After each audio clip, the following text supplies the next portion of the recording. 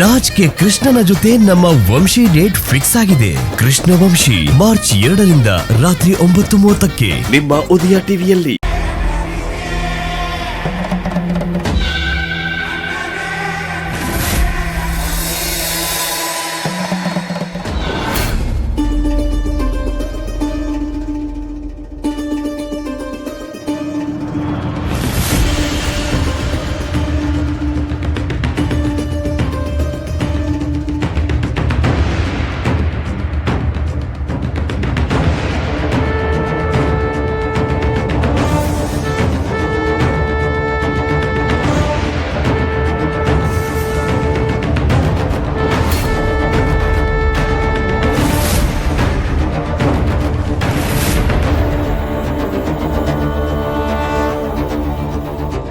ಓಂಕಾರ್,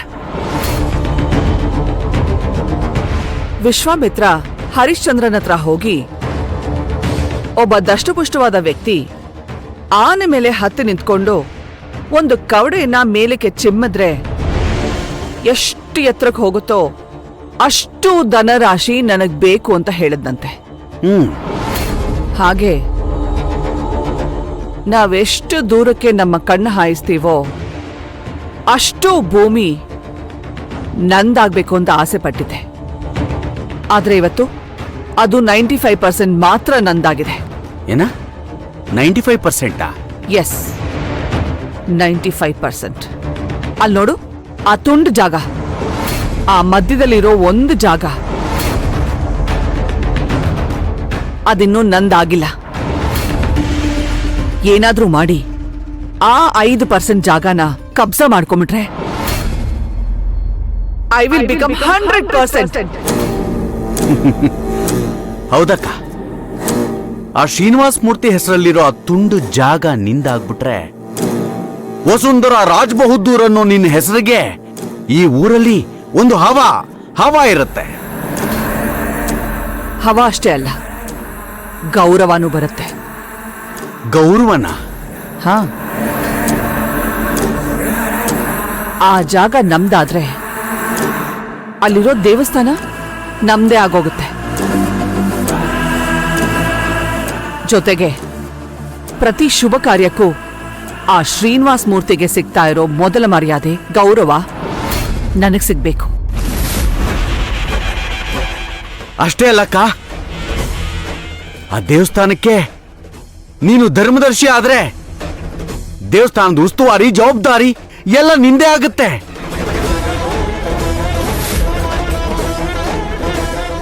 ಹೌದು, ನನ್ನ ಈ ದೊಡ್ಡ ಸಾಮ್ರಾಜ್ಯದ ಮಧ್ಯೆ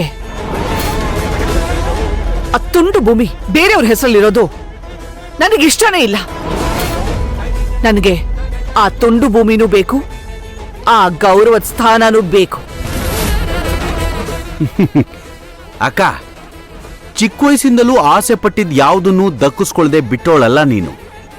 ಇದು ಹಾಗೆ ನಿನಗೆ ಸಿಕ್ಕತ್ತೆ. ಆದ್ರೆ ಹೇಗೆ ಸಿಕ್ಕತ್ತೆ ಅನ್ನೋದನ್ನ ಯೋಚನೆ ಮಾಡಬೇಡ. ಫಾರ್ಮಾಲಿಟೀಸ್ಗೆ ಆ ಶ್ರೀನಿವಾಸ್ ಮೂರ್ತಿ ಹತ್ರ ಹೋಗಿ ಆ ನಿನ್ನ ತುಂಡು ಭೂಮಿಯನ್ನ ನಮ್ಮ ಅಕ್ಕನ ಹೆಸರಿಗೆ ಬರ್ಕೊಡಪ್ಪ, ಮಾರ್ಕೆಟ್ ರೇಟ್ ಏನಿದ್ಯೋ ಅದ್ರ ದುಪ್ಪಟ್ಟು ದರ ಕೊಡ್ತೀನಿ ಅಂತ ಕೇಳ್ಕೋತೀನಿ.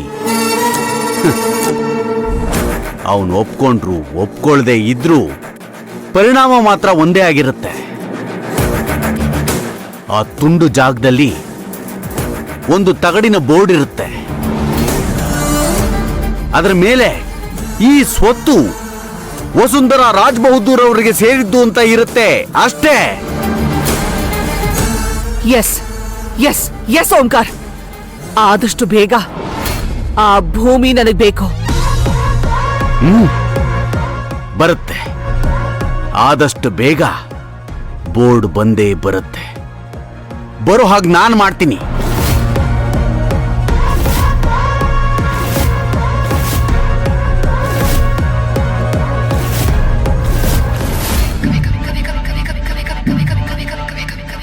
ಅದೇ ಅಕ್ಕ, ಅವತ್ತು ಆ ಜಾಗ ನಿನ್ನ ಕೊಡಿಸ್ತೀನಿ ಅಂತ ಪ್ರಾಮಿಸ್ ಮಾಡಿದ್ನಲ್ಲ, ಆ ಮಾತಿನ ಪ್ರಕಾರ ಆ ಜಾಗನ ನಮ್ಮ ಹೆಸರು ಬರ್ಸ್ಕೋಬೇಕು ಅಂತ ಆ ಶ್ರೀನಿವಾಸ್ ಮೂರ್ತಿನ ಹೋಗಿ ಭೇಟಿ ಮಾಡಿದೆ. ಆಮೇಲೆ ಆ ಶ್ರೀನಿವಾಸ ಮೂರ್ತಿ ಹತ್ರ ಹೋಗಿ ಆ ಜಾಗ ನಮ್ ಕೊಡಿ ಸ್ವಾಮಿ, ಮಾರ್ಕೆಟ್ ರೇಟ್ಗಿಂತ 2 ಪಟ್ಟು ದುಡ್ಡು ಜಾಸ್ತಿ ಕೊಡ್ತೀನಿ ಅಂತ ಬೇಡ್ಕೊಂಡೆ.